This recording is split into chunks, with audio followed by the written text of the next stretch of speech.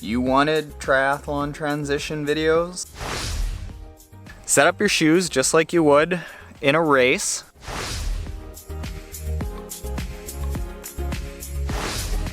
Morning, Trainiacs. Oh, I just had a brutal salad this morning. Need to throw on this fresh new hat. You wanted triathlon transition videos? Today, you get triathlon transition videos. Right, Chew? Hey. First, I'm gonna need my bike and a coffee. Catastrophic flat yesterday. Calls for a new tire. Catastrophic need for caffeine means we have caffeine. So I need to get this tire on this wheel, I need to get this tire into the garbage, and then I need to get this tire on this wheel. There's a video, bam, that you can check out there from yesterday's vlog where I explained why I'm doing this whole dance of wheels. Do the rubber dance.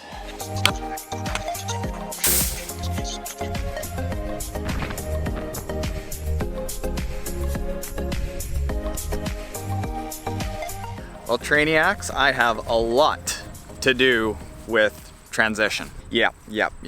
There were some slow moments in there, embarrassing moments, real rookie moments. I haven't practiced transitions in a while, but that's why we're here. I'm gonna run you through this. So what you can do to practice transitions that is pretty easy is that you just go to a track.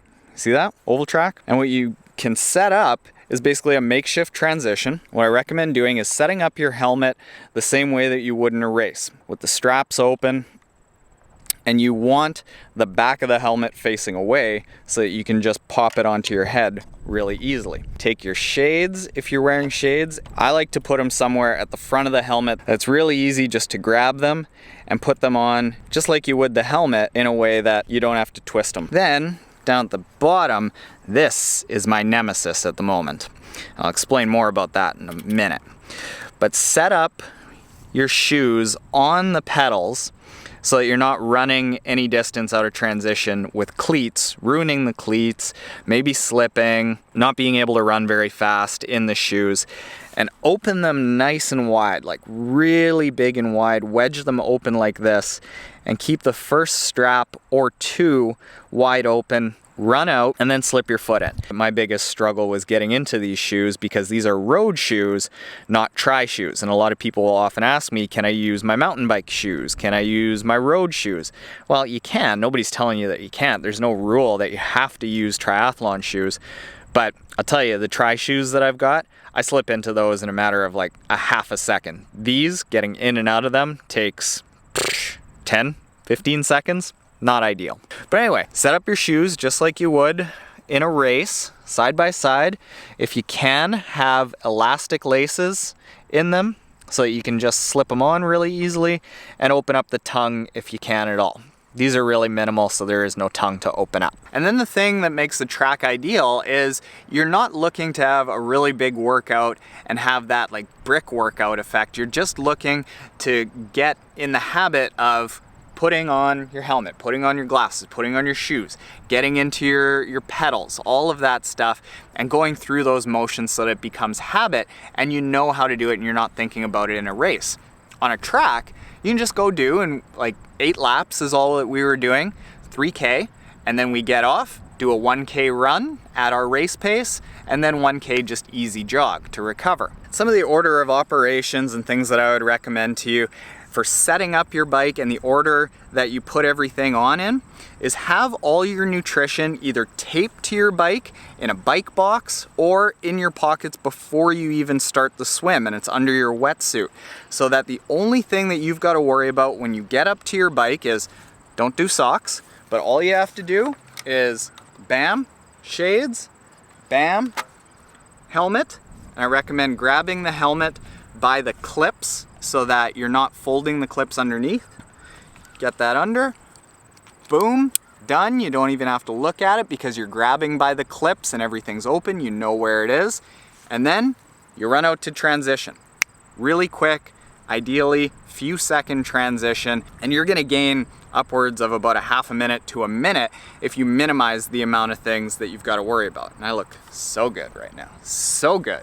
Getting into your shoes should be a really quick thing to do. A few things that'll make it quicker are doing barefoot runs, well, not barefoot, sockless runs before your race to toughen up any areas that are gonna develop blisters so that you can run sockless in the race. I'm doing that right now. I'm getting some blisters, but I'm getting them now before my race. All you have to worry about is slapping your shoes on. Get some elastic laces, and then all you have to do is bam. If you tend to have sweaty feet, or if it's, say, a wet race, or it's really humid, it's not the worst idea to have in your triathlon bag a can of baby powder, and if you think that your feet are gonna be wet coming off of the bike, fill up those shoes with baby powder, and it's gonna dry out your feet, reducing blisters, and make it nice and easy to slap on. I wouldn't spend a ton of time making sure that you don't have folds and things like that. If you practice your transitions, just slapping the shoe on really quickly, it's gonna have some folds, and your foot is going to develop some calluses and tough spots to account for those folds no matter where they are. So there you go, Trainiacs. You wanted a triathlon transition video, you got a triathlon transition video. Now that I've got to practice them more, it's going to be easier for me to go and do more videos like this, so stay tuned. Oh, and the workout that we did 3.2K, 8 laps around the track, the one loop at a fast race pace, and then a second loop just at an easy jog 3 times. That's it. Easy workout. All right. Pack this up. Pee out in this open field anywhere? I won't tell anyone if you don't tell anyone, okay?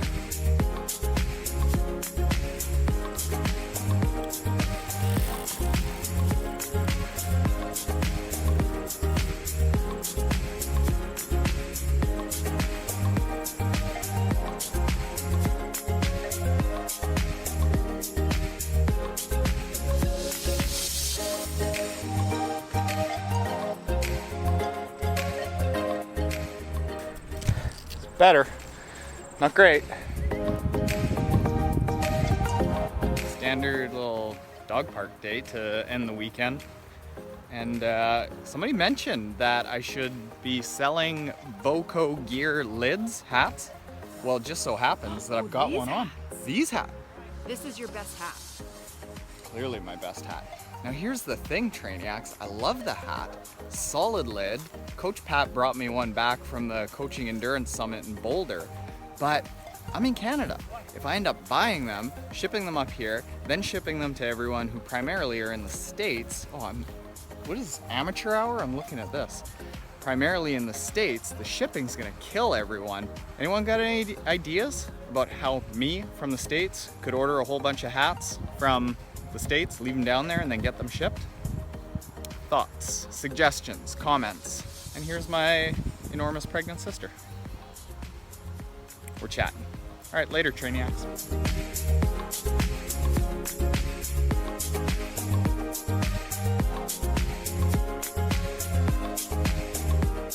Good God. Right, Pete? Just give the world the business, huh? Great you picked that up. Clean up after your dog, Tim. Yeah, you.